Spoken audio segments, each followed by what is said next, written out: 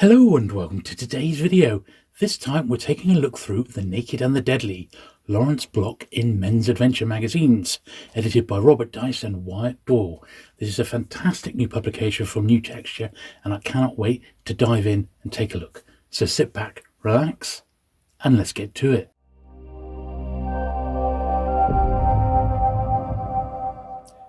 So here they are then. Two of the four editions that you can buy this book in. Now, this is Lawrence Block's work, pretty early on in his career, as published in the Men's Adventure magazines. And this is like his lost pulp fiction. And it's presented here, uncut, in its entirety, almost in its original publication order. So you can sort of see the magazine that this came from, and then straight into the actual little page from the magazine, then into a reprint of the actual story. Really nicely laid out. Now, Robert Block himself is incredibly well known today. He's still alive, I'm glad to say. Won numerous awards. The Mystery Writers of America bestowed the title of him the Grand Master. And I don't know how many books he's written, but he's written an awful lot across all genres, but predominantly crime. And that's really what he's mainly known for. In this release from the Men's Adventure Library, which is what Robert Dice and Wyatt Doyle have been publishing for a few years now, they've restored the early works of Lawrence Block for this new collection, reissuing these long-lost stories in their original unexpurgated versions for the first time since their original publication, and presented with the full cooperation of Lawrence Block himself. Okay, so first off, a little word about the different editions. So you can get this book in 4 different formats. The cheapest and the most popular, I guess, will be the paperback edition because, it really is a great piece of work. You've got all the short stories in there. It's 444 pages, I believe, and really great stuff. Even in this paperback edition, at the start of each story, you do get a little sort of double page spread from the original Men's Adventure magazine, and then it leads straight into the actual story. This is probably the most accessible way to read the actual stories contained within, and you can get this format as well in an ebook. So if you are preferring to read your books on the Kindle or similar, that's the way to get it. Now, I think a really great edition of this is going to be the hardback edition because this is expanded. So if you're a real completist, this is the version to get, because this has got an additional, I think it's 60 pages extra, plus there's an exclusive 8,000 word story by Lawrence Block in here. But the main reason to get it, obviously all the introductions are expanded as well by the editors, but I think the main reason to get it is just when you flick through, you get to see all the interior illustrations, also these colour, almost like galleries, where the stories have come from, the original, and more background as well on the actual stories contained within. Really great. So I think this hardback format, as you can see, it's a beautiful tome. It's over 400 pages, I think it's, or just under. Absolutely gorgeous. And it includes some stuff which isn't in the paperback edition. So you are getting extras. As I said, 50 to 60 pages more than the paperback edition. So very nice. Now there is one other edition that you might want to get your hands on, and is a surefire future collectible, and that's this hardback edition, but it comes with a tipped in signature sheet. Now sadly mine is not the signed one, but there'll be a signed signature sheet there. It's signed by both editors as well as Lawrence Block himself, and these are signed and numbered. There's an edition of just 200 copies of these being produced, which is nothing really considering how popular Lawrence Block is. They're available direct from the publisher, New Texture, so just go onto their website and you can order them direct from them. But that is an absolute surefire collectible, and well worth tracking down if you're a big Lawrence fan. So the book opens up with the editors just explaining what Men's Adventure magazines actually are and the phenomenon that they are today.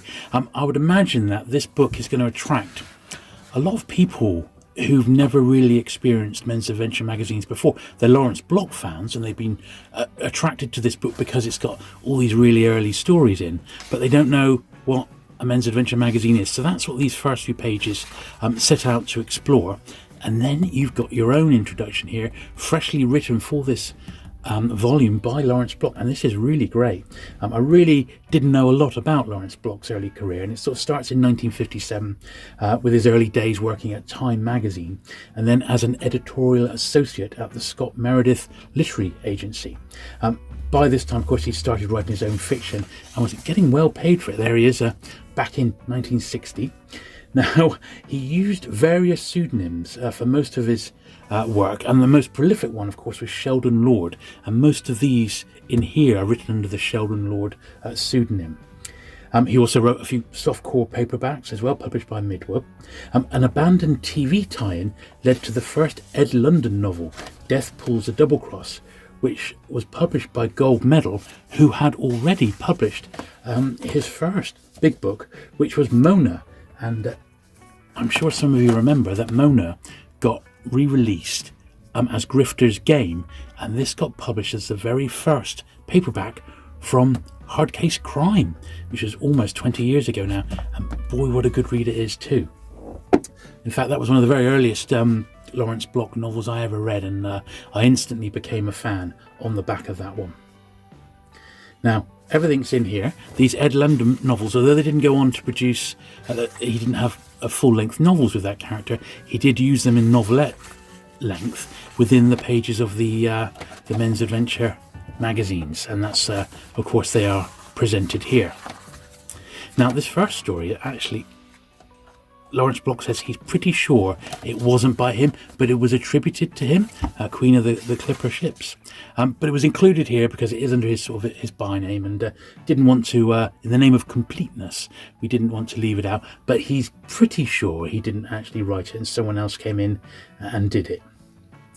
Now, looking at the two different editions, the paperback, as I said, is probably the most accessible one. It's really great to hold in the hand. You're going to be able to read this without damaging the spine, which I was really pleased to see because you get that so often. And I think this is going to be the copy I'm going to pack with me when I sort of go away. And because they're short stories, you can't help but get through 2 or 3 in a sitting, and before you know it, it's going to be all gone, which is a shame. But boy, oh boy, it's a great way to read them.